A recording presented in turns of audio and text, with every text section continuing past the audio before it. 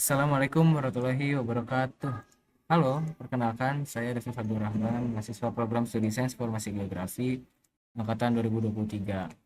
Pada video ini saya akan membuat tutorial cara membuat peta kesesuaian pola ruang dan penggunaan lahan. Untuk wilayah kajian pada pemetaan kali ini saya mengambil Kota Balikpapan, tepatnya di Kecamatan Balikpapan Barat. Sebelum kita masuk ke tutorialnya, perlu teman-teman ketahui bahwa peta kesesuaian penggunaan lahan dan pola ruang dan kesesuaian sebelum masuk ke tutorial, perlu teman-teman ketahui terlebih dahulu bahwa peta kesesuaian pola ruang dan penggunaan lahan ini dibuat sebagai monitor atau pengawasan terhadap proses pembangunan yang ada di Kecamatan Balikpapan Barat, apakah sudah sesuai dengan rencana pola ruang yang telah dibuat ataukah ada pelanggaran atau ketidaksesuaian pembangunan dengan rencana pola ruang yang sudah dibuat pemerintah setempat untuk tahun 2012 sampai tahun 2032. Selain itu juga adanya peta kesesuaian lahan ini dapat mengevaluasi kira-kira kegiatan pembangunan yang mana saja yang melanggar rencana pola ruang dan berpotensi menyebabkan kerusakan lingkungan, sehingga dengan adanya peta ini dapat menjadi dasar atau rujukan bagi pemerintah dalam menentukan langkah-langkah strategis dalam menyelesaikan masalah-masalah yang berkaitan dengan lingkungan dan pembangunan. Sekarang kita langsung saja masuk ke tutorialnya. Pertama, buka software ArcMap. Di sini saya menggunakan ArcMap versi 10.8. Jika sudah masuk, kita close saja menu ini, lalu kita save project, klik file lalu save as, lalu pilih pada folder yang kita tuju, lalu beri nama projectnya. Di sini saya akan menamakan peta kesesuaian pola ruang dan penggunaan lahan. Jika sudah, berikutnya kita atur sistem koordinatnya pada klik kanan pada layers, pilih properties, koordinat sistem. Di sini kita menggunakan projected coordinate system, lalu UTM, WGS 1984, pilih Southern Hemisphere. Nah, Southern Hemisphere ini adalah belahan bumi bagian selatan Khatulistiwa. Kita pilih WGS 1984 UTM 50S karena jika dilihat pada grid UTM itu Kota Balikpapan itu berada pada zona 50 selatan. Klik apply atau klik OK. Jika sudah, kita langsung masukkan data-data yang kita akan olah. Di sini saya sudah menyiapkan save filenya. Yang pertama, kita masukkan pola ruang Balikpapan Barat dan tutupan lahan Balikpapan Barat. Sini sudah muncul.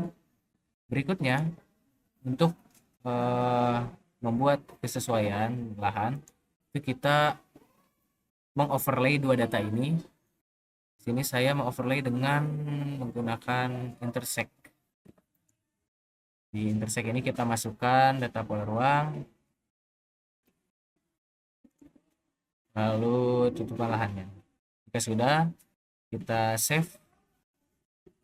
Di sini saya akan save dengan nama kesesuaian lahan. Jika sudah, lalu klik OK. Biasanya proses intersect ini memang memerlukan waktu, tergantung dari jumlah poligon yang ada pada fitusnya.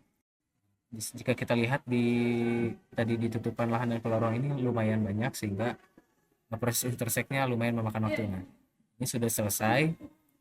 Jika sudah selesai, kita unchecklist saja yang tidak dibutuhkan supaya kerja komputernya tidak terlalu berat. Lalu kita klik kanan pada kesesuaian lahan. Lalu klik kanan pada kesesuaian lahan, buka atribut tabelnya. Di sini dapat dilihat pada atribut table ada field atau kolom LUs. Di sini LUs ini asalnya dari data pola ruang. Nah, berarti di sini ada pola ruang kawasan hutan bakau, kawasan masih besar dan seterusnya. Ini keterangannya adalah spesifik dari pola ruangnya. Lalu ada kecamatan, kelurahan, kecamatan lagi, dan yang ini Di terakhir sini ada jenis. Nah, jenis ini adalah eh, data dari penggunaan. Di sini adalah jenis-jenis penggunaan lahan yang ada pada Kecamatan Balikpapan Barat. Di sini ada hutan rimba, tanah kosong, dan seterusnya. Hal yang pertama harus dilakukan adalah menghapus field-field yang tidak diperlukan. Di sini saya akan menghapus keterangan. Saya hapus saja karena ini hanyalah spesifik dari land use yang tadi. Di sini kita klik kanan, delete field, terus dilakukan sampai menyisakan data yang benar-benar kita perlukan saja, supaya dalam menganalisisnya kita mudah dan tidak terdistraksi oleh data-data yang tidak dibutuhkan.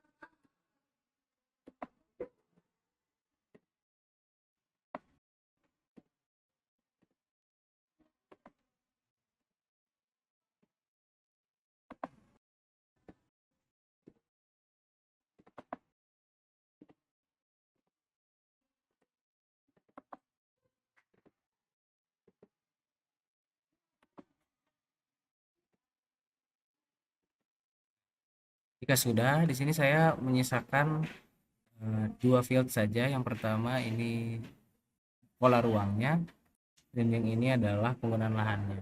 Setelah ini kita tambahkan field baru yang akan berisi tentang kesesuaiannya.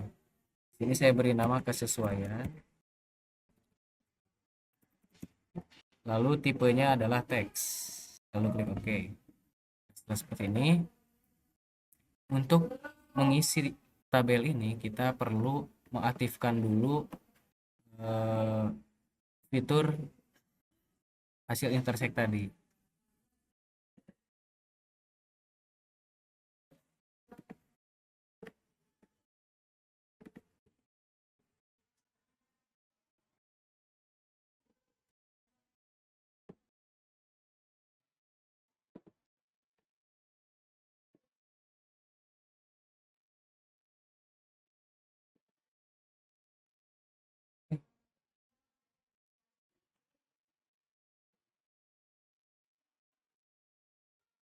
Untuk melakukan pengisian atribut, kita terlebih dahulu harus mengaktifkan fitur editing. Di sini start editing, lalu pilih tutupkan. Oh, tidak ada ya. Kita klik kanan pada kesesuaian lahan, lalu start editing. Jika sudah, ini sudah bisa diisi. Nah,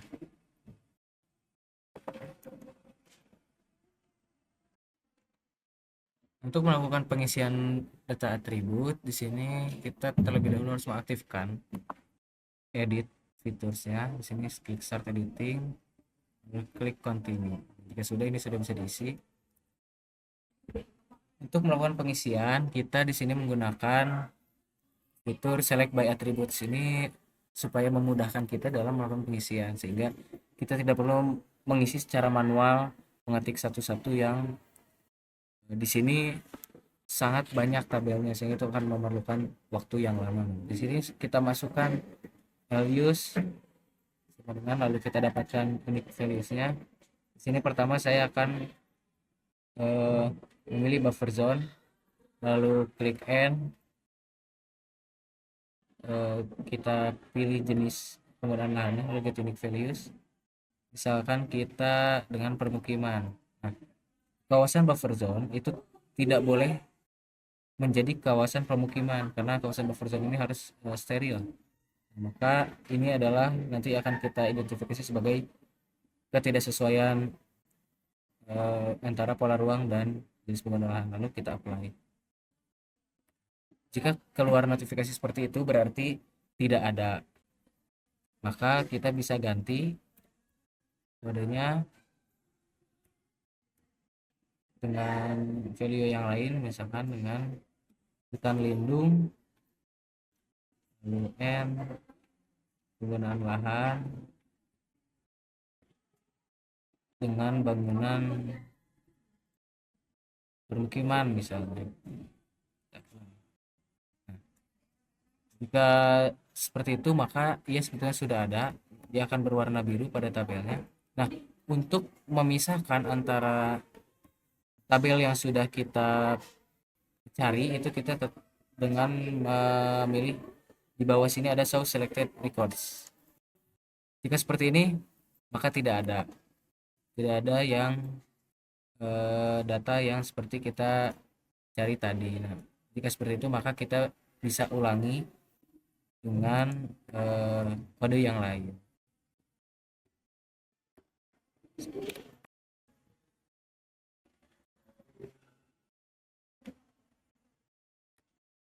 Di sini kita misalkan kawasan perumahan dengan jenis penggunaan lahannya bangunan permukiman. Nah, di sini kawasan perumahan itu sesuai ya dengan bangunan permukiman. Maka nanti pada pengkelasannya kita akan isi dengan sesuai. Lalu apply. Jika sudah, kita pisahkan. Nah, di sini yang berwarna biru ini adalah hasil dari pemisahan tadi, yaitu kawasan perumahan yang menjadi bangunan permukiman. Karena di sini kawasan perumahan dan bangunan permukiman itu sama, artinya mereka berada dalam kelas yang sesuai. Untuk mengisi kelasnya, kita klik kanan pada field kesesuaian, lalu field kalkulator. Di sini tinggal kita isi dengan tanda petik sesuai. Lalu semuanya akan terubah dengan otomatis. Nah, seperti ini. Jadi tidak memerlukan waktu yang lama untuk mengisi satu-satu. Nah, step-step seperti ini kita terus ulangi sampai semuanya terkelaskan. Berikutnya setelah kawasan perumahan dengan bangunan permukiman sudah, kita coba masukkan field yang lain. Misalkan di sini kita masuk bangunan industri dengan salah, terbalik. Dari pola ruangnya terlebih dahulu kita pilih kawasan industri besar, lalu BN bangunan industri. Nah, ini kita lihat di sini pola ruangnya kawasan industri besar, lalu jenis penggunaan lahannya bangunan industri. Nah, ini sama-sama industri berarti sudah sesuai. Nanti kita akan kelaskan dia menjadi sesuai. Klik apply.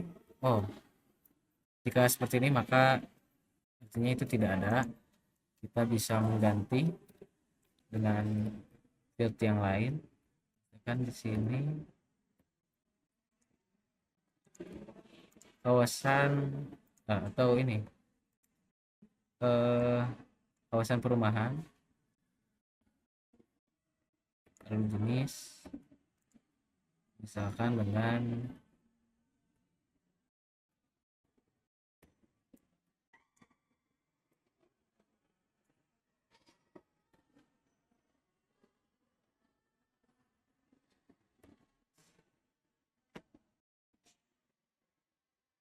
tegalan atau dengan tanah kosong seperti ini. Klik apply, lalu klik show selected records. Nah, di sini ada, di sini ditunjukkan pola ruang kawasan perumahan dengan penggunaan lahan tanah kosong. Nah, tentunya ini sangat berbeda ya. Ini mungkin saja ia direncanakan sebagai kawasan perumahan tapi nyatanya belum tereksekusi, maka dalam peta ia masih berupa tanah kosong. Maka karena di sini ia masih berbeda, di sini saya akan kelaskan sebagai tidak sesuai.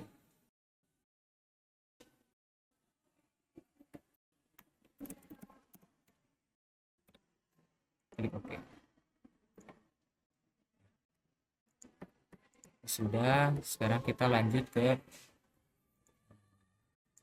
field yang lain.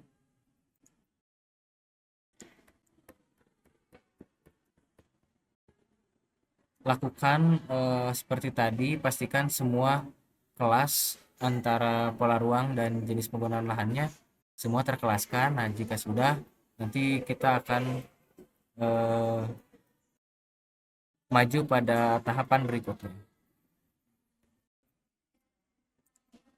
Nah, jika seluruh field kesesuaian sudah terisi seperti di sini, ini sudah bisa disimbologikan seperti ini.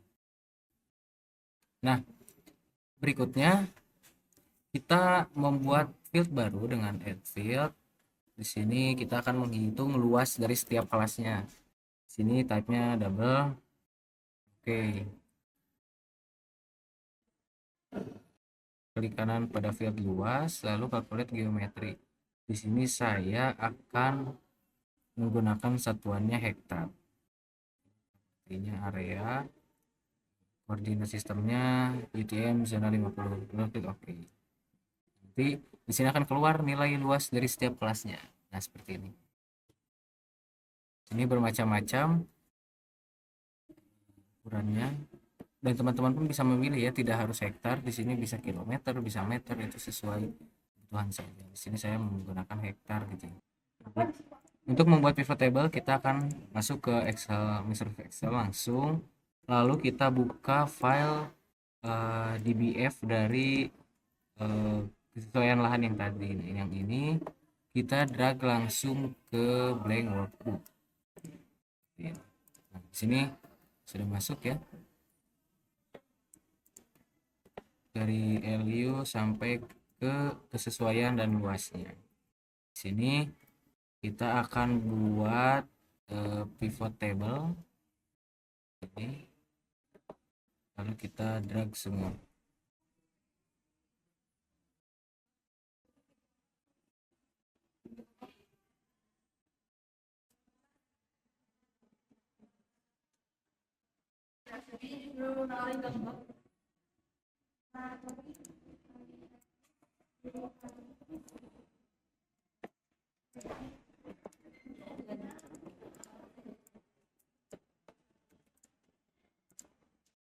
Seperti ini, lalu oke.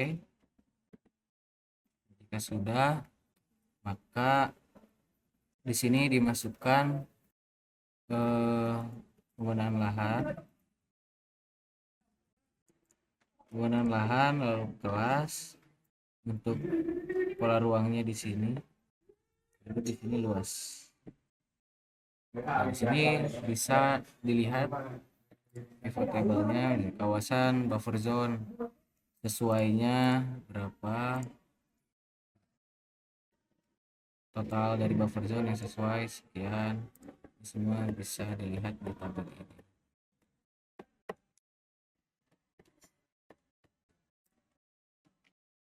Baik, sekian tutorial dalam pembuatan peta kesesuaian lahan. Semoga dapat dimengerti dan semoga bermanfaat. Terima kasih. Wassalamualaikum warahmatullahi wabarakatuh.